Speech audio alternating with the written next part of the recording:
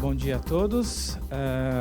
Como eu falei, é um prazer poder compartilhar com vocês algumas coisas que a gente tem trabalhado lá no Axê.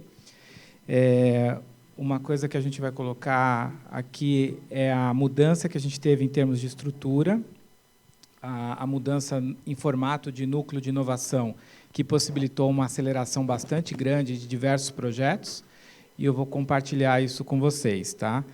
Eu trabalho no Axê há 11 anos, agora, tenho um pouco mais de 20 anos de indústria farmacêutica, sou farmacêutico de formação, estudei bastante psicofarmacologia, mas depois fiz marketing, MBA e acabei indo para negócios.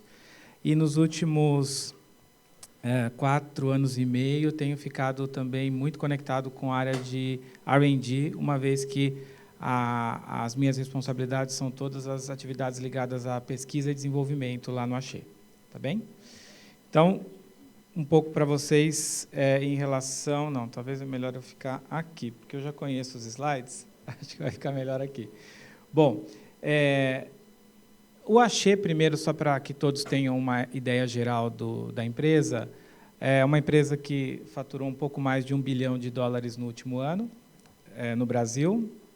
A gente tem várias parcerias internacionais, temos um portfólio bastante grande, mais de 300 produtos hoje no portfólio. Estamos investindo em uma nova planta, que o foco é exportação.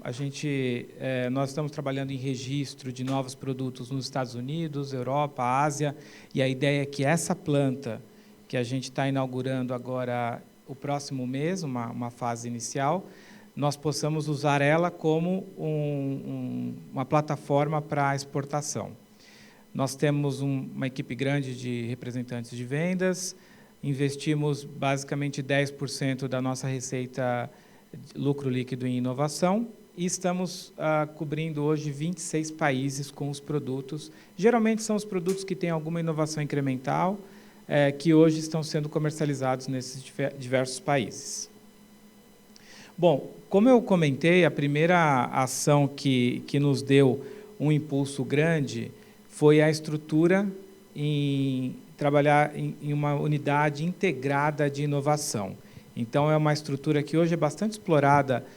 Muitos de vocês escutam a questão de trabalhar em squads, né, que formam-se grupos multidisciplinares. O que a gente tem com essa formação de núcleo de inovação é um grande squad que reúne todas as áreas de pesquisa e desenvolvimento do Axê. Desenvolvimento incluindo desenvolvimento técnico, desenvolvimento clínico e desenvolvimento de negócios também, o que ajuda bastante na construção dos projetos. Nós temos, para falar um pouco da estrutura, a área de inovação radical, descobrimento de novas moléculas, a gente tem um laboratório de design e síntese de novas moléculas. A inovação incremental, que basicamente é a aplicação de tecnologia em moléculas existentes, novas combinações de moléculas, aplicação de nanotecnologia, nós temos um laboratório de nanotecnologia. Tem toda a área técnica de farmacotécnico e analítico, uma equipe grande, só nessa área a gente tem 260 pessoas, 270 pessoas. Toda a área de desenvolvimento clínico, então, uma empresa focada em desenvolver inovação precisa fortalecer cada vez mais a pesquisa clínica. Então, a gente tem hoje uma grande oportunidade com os projetos de inovação de desenvolver a pesquisa clínica fortemente lá no Axê. Toda a área médica faz parte dessa diretoria, que é liderada pelo Dr. Eduardo Motti. Tem a área de desenvolvimento de negócios e a área de internacionalização da companhia, a criação de alliances, parcerias, que ajuda muito também na contratação, porque o desenvolvimento do contrato para elaboração da parceria, para a construção da parceria também é um gap, às vezes, importante para a área científica conseguir mover os projetos. E, estando nesse formato, a gente conseguiu, nesses anos, acelerar bastante esse tipo de projeto. Então, a ideia aqui é eu mostrar para vocês um pouco desses projetos, fruto muito dessa organização diferente que foi construída no final de 2014. Tá? Desde então que a gente trabalha nesse formato. Aqui eu menciono que é importante ter processo de inovação robusto, porque com tantas áreas trabalhando de forma conjunta e para evitar conflito de interesse e aproveitar ao máximo a integração, um projeto claro e bem estruturado é muito importante. E isso a gente vem reforçando bastante desde da estrutura. Bom, uma coisa interessante e muito importante para que a gente possa movimentar os projetos é que o foco de trabalho esteja muito claro. Então, uma das construções a partir desse formato foi a elaboração de quais são as grandes plataformas que a gente consegue inovar, principalmente uma inovação maior, né? Não uma inovação incremental de novas combinações, algo mais simples, mas sim buscando uma inovação de maior impacto no Brasil e fora do Brasil. E aí nós selecionamos algumas plataformas. Aqui eu vou destacar uma plataforma que chama Bioprospera, que basicamente a gente está explorando o desenvolvimento de novos medicamentos a partir da biodiversidade brasileira. Então, aqui eu vou mostrar quais os caminhos que a gente utiliza para poder desenvolver novos medicamentos com base na biodiversidade brasileira. Inovatec, que reúne a aplicação de tecnologia em moléculas existentes e inclui a nossa área de nanotecnologia. Toda a plataforma de New Chemical Entities, de novos alvos. A gente tem um projeto em inovação aberta muito interessante na busca de novos alvos e construção de novas moléculas. Inova Biotech é a nossa frente de inovação em biológicos, que é uma área muito importante também. Todos, né, sabem a importância de utilizar macromoléculas grandes para trabalhar em novos medicamentos, atingindo alvos que não são acessados com small molecules, né? E a área de Microbiome Derived Therapies, que seria uma área exploratória para nós, e a ideia de eu trazer aqui é justamente mostrar quando tem uma área nova, como que a gente pode se movimentar nesse formato multidisciplinar e conseguir caminhar em direção a esse objetivo. Primeiro eu vou falar da área de Inovatec, que é um laboratório, basicamente aqui é um parque de inovação, onde a gente estruturou quais são as tecnologias existentes hoje no mundo para que a gente possa trabalhar e aplicar em medicamentos, entendeu a aplicabilidade, como que a gente consegue explorar da melhor forma essa tecnologia, desenvolveu também um processo para fazer um assessment dos providers de tecnologia no mundo inteiro, e depois a gente definiu quais que seriam aquelas que teríamos instaladas internas no Axê. E aí essas que estão instaladas internas fazem parte desse parque, que é uma estrutura, uma entidade que a gente chama de Inovatec Solutions. Nesse sentido, fizemos uma parceria com uma empresa suíça chamada Ferring. Muitos de vocês devem conhecer, é uma empresa que trabalha com peptídeos, e a ideia de fazer a parceria em nanotecnologia com uma empresa expert em peptídeos é justamente porque peptídeos é uma das grandes alternativas para a aplicação de nanotecnologia, buscando converter uma molécula grande, administrada muitas vezes subcutânea, ou até hoje, né, na enorme maioria das vezes, subcutânea, injetável, para algo que possa ser administrado oralmente. Então, o peptídeos passa a ser uma das aplicações bem importantes. Já temos projetos, a gente está aplicando patentes agora em algumas plataformas ligadas a nanolípides, nanocrystals, já em peptídeos, buscando a aplicação de nanotecnologia. E a ideia é trabalhar, obviamente, em uma rede científica e não ter tudo nesse laboratório, mas a rede construída dentro da área de nanotech acaba sendo muito importante para a aplicação. Uma outra plataforma que eu mencionei é justamente o laboratório de design e síntese de novas moléculas. Aqui, o interessante foi que a gente buscou, dentro de um desenvolvimento de novos produtos, de uma nova molécula, qual que seria um role, né, uma área que o Axê pudesse ter uma ação mais relevante. E aí, o time que hoje a gente tem no Axê é muito experiente em melhoria da estrutura molecular, em química medicinal, em otimização de um candidato, então trabalhar a estrutura química, trabalhar com predição em sílico para entender qual que é a melhor estrutura química, estrutura molecular para atingir o alvo com os melhores resultados. Então, nós criamos um laboratório, isso foi inaugurado em 2015, onde a gente consegue sintetizar novas moléculas, tem ali síntese em pequena escala, e a gente está agora ampliando esse laboratório, está triplicando o tamanho dele esse ano, deve inaugurar até o final do ano o laboratório, a ampliação, na verdade. E o nosso role, né, o papel principal, foi na otimização do lead. Quando você identifica ali um probe que pode se tornar uma molécula farmacocinética e farmacodinâmica, toda a estrutura molecular melhor possível, a gente usa a nossa estrutura de lead optimization. E com essa, digamos assim, montagem, a gente se candidatou a fazer parte de um consórcio de inovação aberta, muitos de vocês conhecem, né, que é o Structured Genomics Consortium, que tem uma das sedes em Toronto, no Canadá, onde a gente consegue ter um papel dentro de digamos assim, um funcionamento para desenvolvimento de identificação de novos alvos e desenvolvimento de novas moléculas. Então, qual que é a ideia aqui? Como a gente tem o capability de lead optimization, nós precisamos de parcerias para nos ajudar com identificação de alvos e usamos, na verdade, o consórcio para validar esse alvo e nos ajudar com vários ensaios necessários para que a gente possa garantir ou ter as informações necessárias para entender que aquele probe tem condições de atingir aquele alvo biológico que a gente está identificando.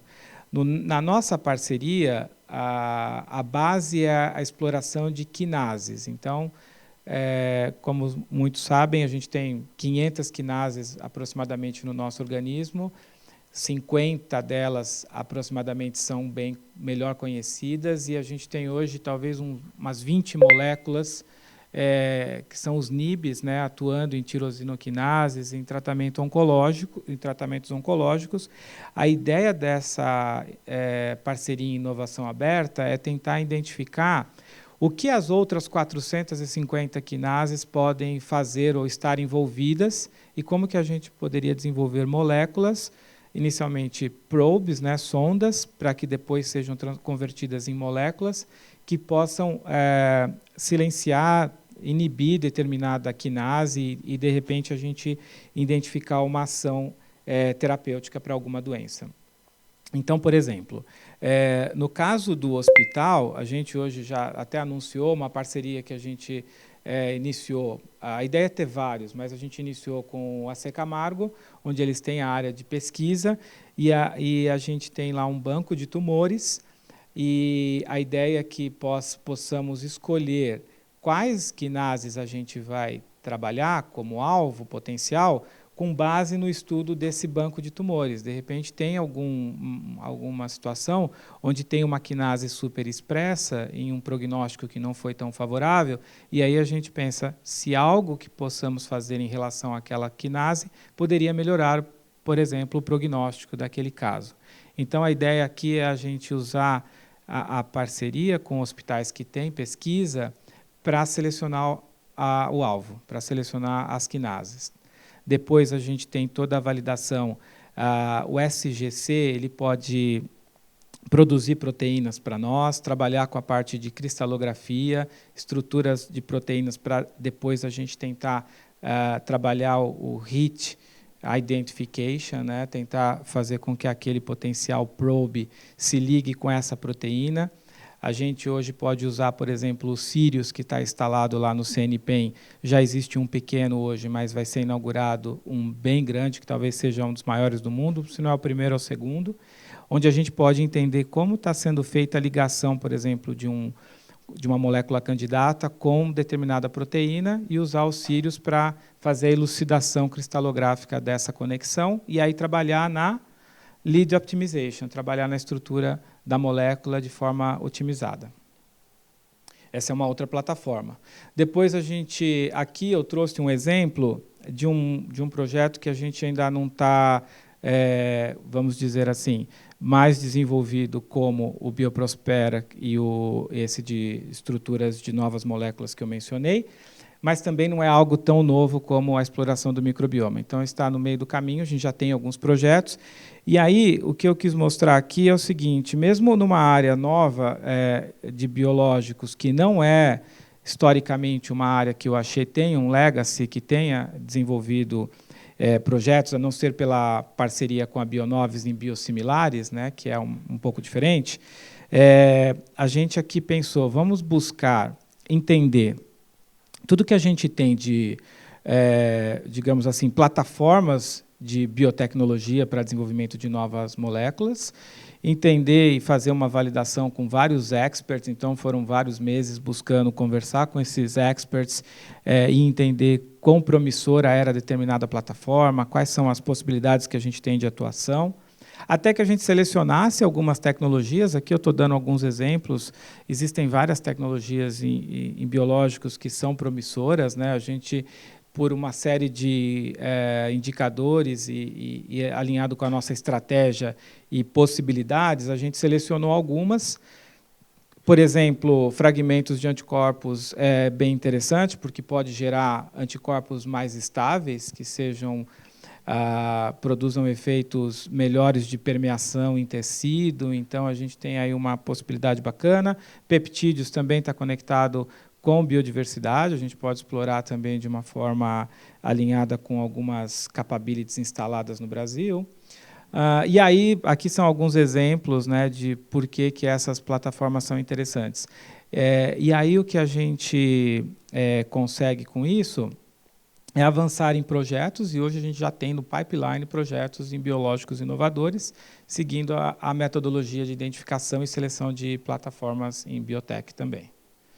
E aí, uma bem exploratória, antes de entrar na Bioprospera, que é a última, aqui é mais para compartilhar que, com uma estrutura multidisciplinar, trabalhando em squads dessa forma, a gente pode se dar ao luxo de entrar em uma área que ela é muito promissora, mas ela ainda é hoje, digamos assim, de pouca evidência, né? O que a gente tem hoje, tudo que foi construído ao longo, digamos assim, dos últimos 20 anos, principalmente, era com base no que existia em termos tecnológicos. E o que aconteceu nos últimos 5, 6 anos, é um avanço tecnológico em sequenciamento genômico, entendimento de metabolômica, proteômica, muito maior do que se tinha há 20 anos, 15 anos atrás. Então, basicamente, a gente percebe que o que foi desenvolvido de evidência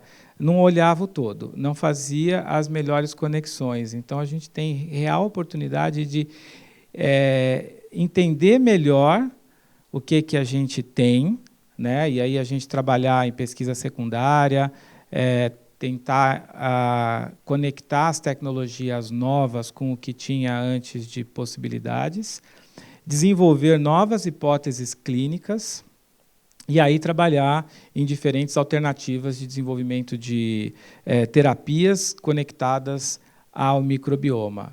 E aí são várias, né? A gente não precisa falar só de desenvolvimento de um probiótico, a gente pode pensar como que eu aumento determinada cepa no organismo humano, ou gênero, ou se eu tenho, por exemplo, um equilíbrio entre Firmicutes e Bacteroidetes, por exemplo, que seriam grandes grupos de bactérias que têm características diferentes de impacto no metabolismo humano. Como que eu consigo equilibrar esse balanço ou influenciar isso de forma a obter um determinado resultado?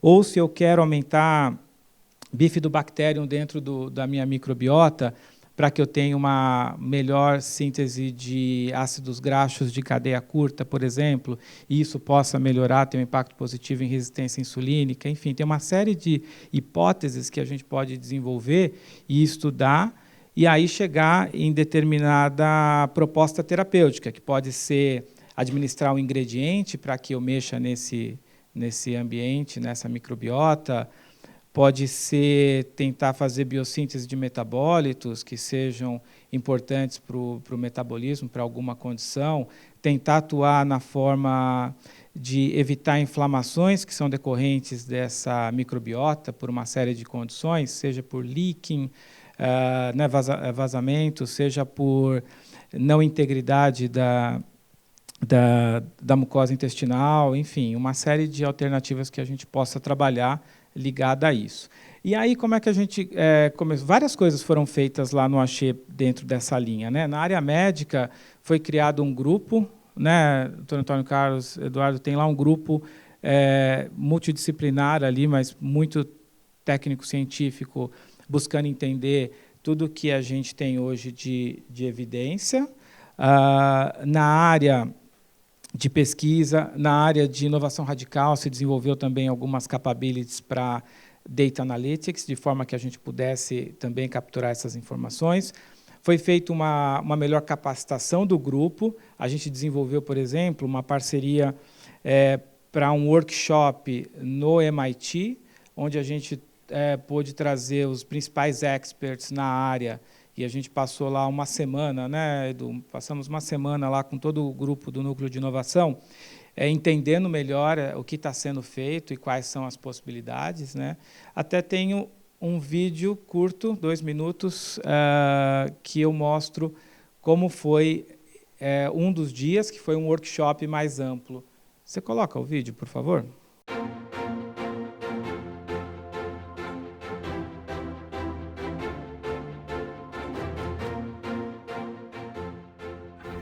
The purpose of this that we explicitly laid out from the beginning is to make new connections, open new discussions, and identify new ways of collaborating. And we believe that we can make a lot of difference in this field. First of all, thank you. I would like a special thank you to BioGaia, Metabogen, and Indigo that supported us to make it happen. MIT is an extraordinary university in an extraordinary place, and there's a tremendous amount of technology that's being developed here, and also a culture of translating that technology into entrepreneurial opportunity. And Axé has committed itself to building a relationship with MIT over the next few years in order to really tap into a lot of the opportunity that's here, and to actually contribute to the opportunity that is presented by the interactions that can occur between industry, academic researchers, and startup companies that are already here.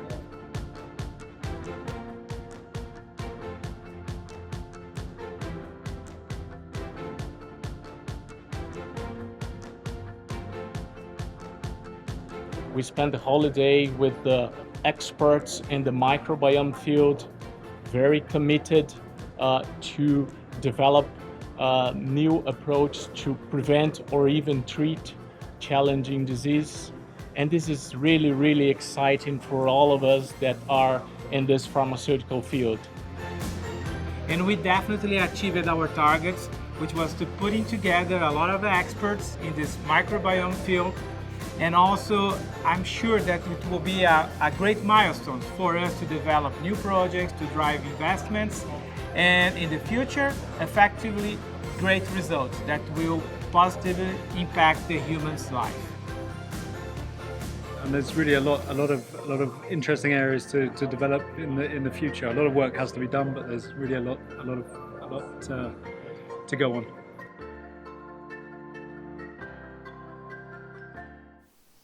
Aqui era só para mostrar um exemplo de que a gente pode fazer a coisa de uma forma bem exploratória inicialmente, e aí a gente ganha conhecimento em relação a determinada área e consegue desenvolver. Aí usa toda essa estrutura para estabelecer as parcerias.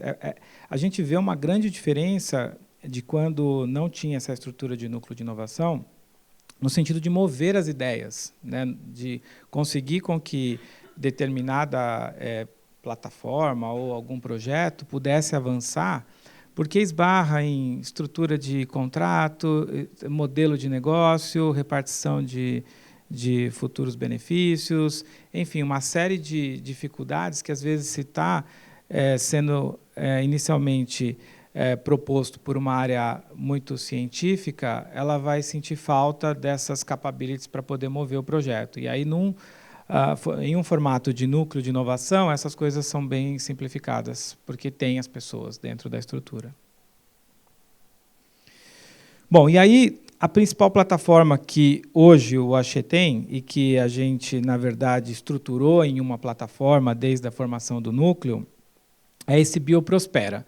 Bioprospera, a proposta é criar valor a partir da biodiversidade brasileira. A biodiversidade brasileira, como todos sabem, é a mais rica, diversa do mundo. A gente tem hoje 20% de toda a biodiversidade do mundo no Brasil.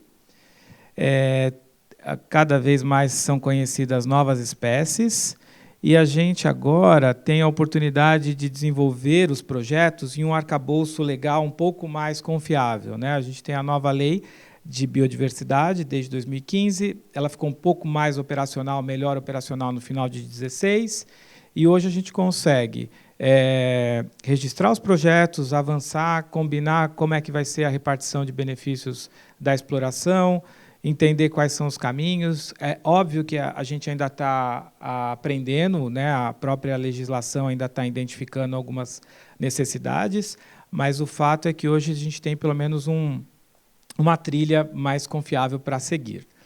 E aí, e uma coisa importante de mencionar, que eu já falei, é que a gente, nesse momento, tem tecnologia para poder fazer tudo isso.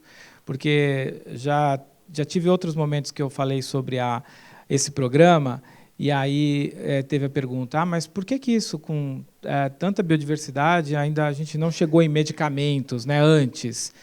E aí são vários fatores. Um é esse que eu comentei relacionado à segurança jurídica, para a gente poder mover os projetos, e o outro, e mais determinante, é a falta de tecnologia para fazer uma série de coisas que a gente faz hoje. Então, essas coisas elas foram caminhando de forma que hoje é um momento ótimo para fazer esse tipo de desenvolvimento. Bom, nós definimos duas plataformas, dois caminhos para poder desenvolver novos produtos a partir da biodiversidade brasileira. Um é através de bioprospecção. Então, a gente trabalha com expedições nos diferentes biomas do Brasil. A gente coleta, eu já fui em algumas dessas expedições, obviamente a gente vai com pesquisadores, com biólogos, com botânicos, agrônomos, enfim, para poder entender exatamente o que a gente está coletando, que tipo de planta, que tipo de organismo, aonde foi, tem toda uma captura por GPS, para que a gente possa também capturar aquilo de novo, caso a gente identifique que ele é promissor, né, aquela amostra. Depois dessas expedições, a gente constrói uma library, uma biblioteca de compounds que foram coletados nessas expedições. Nós trabalhamos com as ferramentas hoje analíticas, um screening desse material. Então, hoje, nós temos cromatografia com resolução muito melhor do que tínhamos há 3 anos atrás. Um dos cromatógrafos que a gente usa, ele foi desenvolvido comercialmente, é utilizado comercialmente há 3 anos só.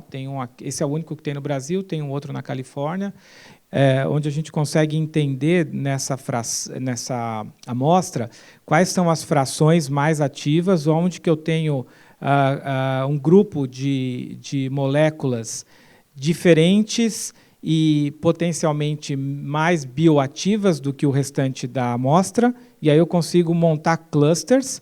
Esses clusters vão ser depois confrontados com alguns alvos em proteínas, modelos enzimáticos, ensaios fenotípicos, para que a gente possa ter um hit identification desse composto bioativo com algum potencial alvo biológico. E aí depois o trabalho de hit optimization que eu comentei é feito, que pode ser gerado um semissintético, pode ser gerado até uma molécula sintética a partir da identificação de como esse composto se liga na proteína. Às vezes eu acho um sítio alostérico que ele não estava evidenciado ou não estava sendo acessado pela molécula química, e com a molécula natural, que ela é bem mais complexa, ela às vezes consegue acessar aquele alvo de um jeito totalmente diferente, e aí a gente sintetiza alguma molécula parecida com esse composto natural, por exemplo. Ou até mesmo, nesse caminho, pode ser um extrato. É mais difícil que aquele composto, do jeito que ele estava na natureza, seja depois alvo de um extrato. Mas, às vezes, um semissintético ou um composto isolado pode sair também desse caminho aqui. Mas eu diria que a maioria dos projetos vão ser ou semissintéticos ou totalmente sintéticos nessa via. Depois tem a via de etnofarmacologia. Aqui já é o oposto. Aqui a gente acredita que a maioria, grande maioria, vai ser perto do composto natural mesmo. Por quê? Porque ele é baseado em algum conhecimento já existente em relação àquilo que está sendo encontrado na natureza e um potencial efeito. Então, é aquilo que todos já conhecem, que é aquela planta tem algum efeito sedativo, aquela planta tem algum efeito anti-inflamatório, ela tem algum efeito que pode ser melhor entendido, estudado, e aí a gente desenvolver algum candidato, algum produto a partir desse estudo. Tá? Esse é o mais óbvio, baseado em etnofarmacologia. Nós temos projetos tanto nessa primeira via quanto nessa segunda via. Na primeira via, eu vou dar exemplo de 2 projetos. Espera aí, deixa eu... essa daqui é o PDF, né? Passou, tá bom. Então é o PowerPoint mesmo. Aqui a gente resume um pouquinho do que eu tinha falado. Então a gente tem as expedições, coleta de compostos naturais, monta a library, a biblioteca. Aí tem uma série de screening nesse material para que a gente possa identificar quais são os compostos bioativos mais interessantes nas amostras. Faz o trabalho de hit identification, e aí tem modelos enzimáticos, ensaios fenotípicos, tem lá no LNB a gente tem o organonaShape para tentar entender como que é feito o metabolismo, como que que a gente pode já começar a estudar um pouco melhor esse composto. A estrutura cristalográfica é elucidada usando os Sirius, que eu mencionei. E aí a gente vai para o ciclo de lead optimization, buscando desenvolver uma nova molécula. Isso dentro do caminho de bioprospecção. O que a gente já tem, como exemplo? Nós temos um projeto em oncologia, que ele é um screening baseado em um alvo já existente, onde a gente desenvolveu toda um structural biology para validar essa conexão. Trabalhou com, muito provavelmente a gente vai chegar ou em um isolated compound ou uma nova molécula inspirada por essa conexão com a proteína em questão aqui. E o outro, PDI-51, é um alvo ligado à dermatologia, ele é um alvo que é responsável por turnover celular, e aqui pode ser que seja um semissintético, talvez para dermocose, dada a ação que a gente já tem identificado, pode até ser algo um pouco mais rápido do que um desenvolvimento from scratch, né? Um desenvolvimento completo. E aí, no caminho de etnofarmacologia, aí a gente já tem mais experiência, eu acho que já trabalha bastante tempo com essa frente. O primeiro produto que foi registrado é o Acheflan, muitos conhecem, né? Ele foi identificado a partir do entendimento do efeito anti-inflamatório que ele tinha. As pessoas que jogavam lá futebol usavam para depois das pancadas e melhorava, e aí foi se desenvolvendo o produto. É um produto que hoje já está em 20 países, nosso time lá é responsável pela exportação, é muito bem aceito, tem efeito muito bom em dores e inflamação.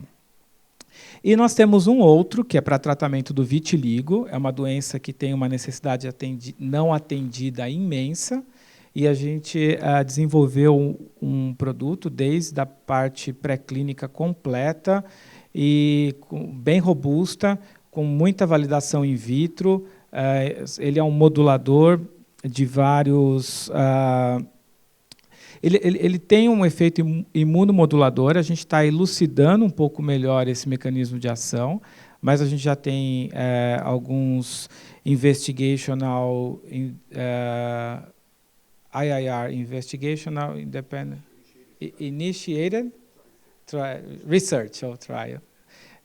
A gente já teve uns estudos por iniciativa do investigador que mostraram os efeitos, e agora a gente está começando fase 1 na Europa. Então, a gente já foi aprovado no EMA para o fase 1, já fez a primeira parte, Single Ascending Dose, agora a gente está em Multiple Ascending Dose, deve terminar quando, Edu? Esse mês, né?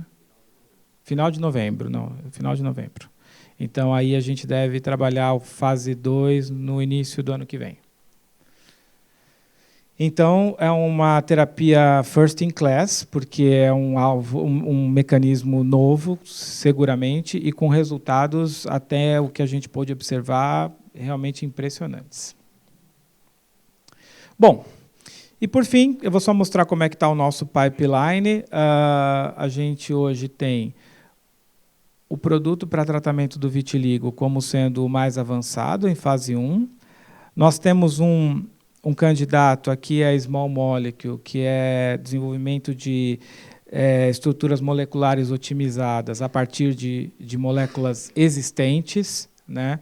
E a gente hoje já tem um alvo atuando em... uma molécula atuando em Post-Traumatic Stress Disorder, que é uma molécula que nos ensaios pré-clínicos se mostrou muito promissora. A gente está trabalhando agora em finalizar o scale-up, validar a formulação e fazer pre-IND meeting no FDA para o início do ano que vem. Para abril, mais ou menos, está marcado. E aí a gente faria o fase 1 ao longo do ano que vem. E o projeto já foi pré-avaliado e pré-candidato, não foi aprovado totalmente, mas ele está no caminho bem promissor, para ser testado com veteranos de guerra dos Estados Unidos. A Cohen Veterans é uma instituição que testa novos candidatos, novas moléculas promissoras, em veteranos de guerra que têm essa necessidade de tratamento ansiolítico em Post-Traumatic Stress Disorder. Depois a gente tem um candidato em alopécia bem interessante, que está na fase pré-clínica e já está finalizando o scale-up e formulação, e uma série de outros projetos. Aqui, aqueles dois que eu mencionei de oncologia e dermato, né, junto ao CNPEM. Esse PDI 52 em respiratório já é um da plataforma do Inova Biotech. E depois esses dois já são alvos que a gente identificou, são duas quinases, a gente já desenvolveu os probes. Para que ele seja considerado um probe, ele tem que atingir vários critérios junto ao consórcio, de afinidade ao receptor, de farmacocinética, ele tem uma série de características e critérios que ele precisa atingir. A gente está trabalhando na molécula, na sonda, para que ela atinja esses critérios, e a expectativa é que a gente tenha essas duas sondas concluídas entre final desse ano e início do ano que vem.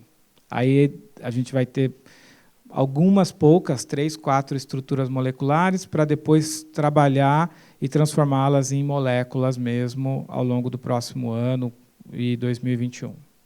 Tá? E são duas novas quinases que não são atualmente alvo de nenhum dos NIBs que estão no mercado. Os dois próximos que já foram selecionados já são a partir da parceria com a C. Camargo, e a gente quer ampliar isso. A gente pode colocar 4 novos projetos na plataforma cada ano. Então, a nossa ideia é buscar novas parcerias. Eu esqueci o seu nome... Tomás, você trabalha no Einstein hoje? Então, o Einstein, por exemplo, a gente poderia pensar se existe essa intenção, se existe a pesquisa, o Einstein faz muita pesquisa, né?